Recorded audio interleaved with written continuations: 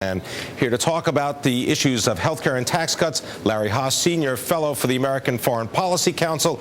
Larry Haas is also the former communications director for Vice President Al Gore, and he is a blogger for the Fiscal Times. Larry Haas, good to have you with us on Bloomberg. Nice to be here as always. All right, so let's just talk about this Senate vote that is going on right now. It's procedural. Is it likely to pass, and are we going to have to pick apart pieces of the tax compromise to get it fully passed by the House and Senate? Well, first and foremost, with regard to the vote now, they have more than enough votes to move to the bill, which is basically what this vote is all about. They're just leaving the vote open to allow more senators to vote. Some of them apparently are tied up with the weather. With regard to the overall bill, yes, it's going to be a somewhat ugly process for the next few days. There's a lot of unhappiness in the House over the provision to liberalize, in particular, the estate tax. Also lingering unhappiness among Democrats on the extension of the high-end Bush tax cuts. But at the end of the day, something either exactly this package or very closely approximating this package will go to President Obama for his signature by, I think, the latest Friday or Saturday. Larry Haas, talk to me a little bit about what the Democrats hope to accomplish by making it seem as though President Obama doesn't have them and doesn't have their support for this tax cut compromise. Well, on the liberal side of the party, they're very unhappy about how this all came about. They think that the president compromised much too quickly, that he completely reversed himself on not allowing an extension of the tax cuts, the Bush tax cuts, for people making more than $250,000 a year. And they are really offended by the fact that Republicans insisted on a liberalization of the estate tax for upper income people, very, very wealthy people, as part of this package having virtually nothing to do with stimulating the economy or creating jobs. So they want to send a message to the White House about their anger over this, and they're going to play this out a little bit longer in the House in particular. And I think that, frankly, for their own political interests, they want to stake out a position that they are swallowing very hard on this. They do not support this, and they're certainly going to fight very hard in the future when these tax cuts once again expire in 2 years, and the call is going to be made to make them permanent. So part of it is a message to the White House, and part of it is a message to the country. Larry Haas, did these Democrats not get the results of the midterm elections?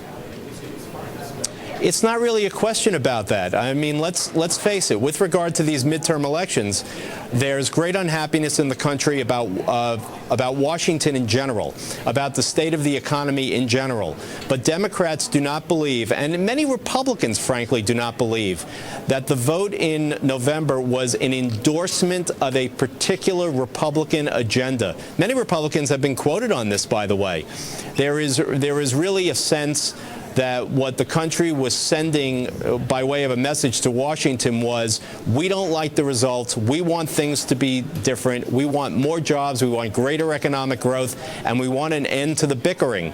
So the idea, the question that you asked me, didn't they get the message? Frankly, they think the message is a little bit different than what you're implying in your question. Yeah, but you just said they talked about the bickering, and it seems as though you've got a Democratic Party that's bickering with itself. No question about it. The party is split. We've got a hard and fast liberal wing.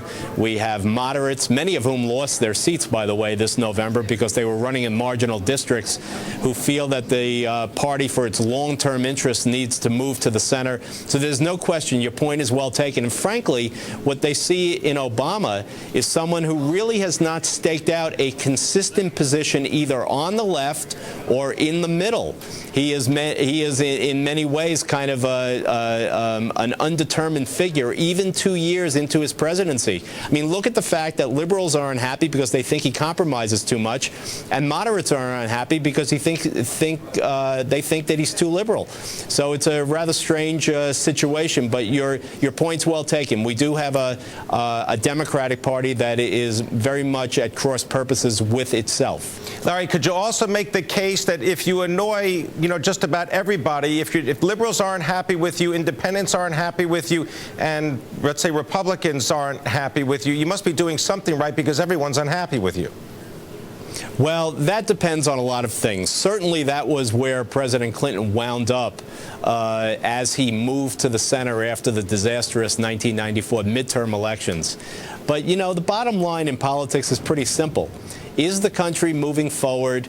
Do people feel that they're moving ahead? Is the economy growing? Are living standards going up? Do people feel confident in their jobs or insecure about their jobs? So to the extent that, you know, the political factions are unhappy with you, but you're doing well. Well, you're doing well if the country's doing well. At the moment, the political factions are unhappy with President Obama, but he really does not have a healthy country to fall back upon. So he's in a tough position. Heading into 2012, what he really needs is a stronger economy, lower unemployment, and a sense that things are moving in the right direction, and he does not have that today. Larry Haas, as a blogger for the Fiscal Times, though, can you make the case that what we received is a stealth stimulus bill that's being voted on in the Senate, because this will put more money in the pockets of at least Americans who are currently employed, and indeed it would extend unemployment benefits for those that would need them? Oh, I don't think there's anything stealth about it. I mean, specifically, we're extending unemployment insurance for 13 months to do that very thing, put more money in the hands of people who currently do not have jobs. We are cutting the employee piece of the Social Security payroll tax for that very purpose. We are extending the Bush-era tax cuts to make sure that people do not face a tax increase, which would take purchasing power away from them. So I think this is designed to be a stimulus bill, and a significant one, frankly.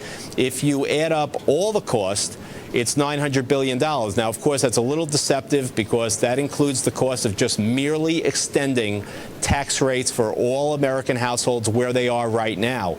But with regard to the payroll tax cut and the extension of unemployment insurance, there's nothing stealth about it. That is an actual piece of stimulus, and it should, all else being equal, help the economy over the next year or two.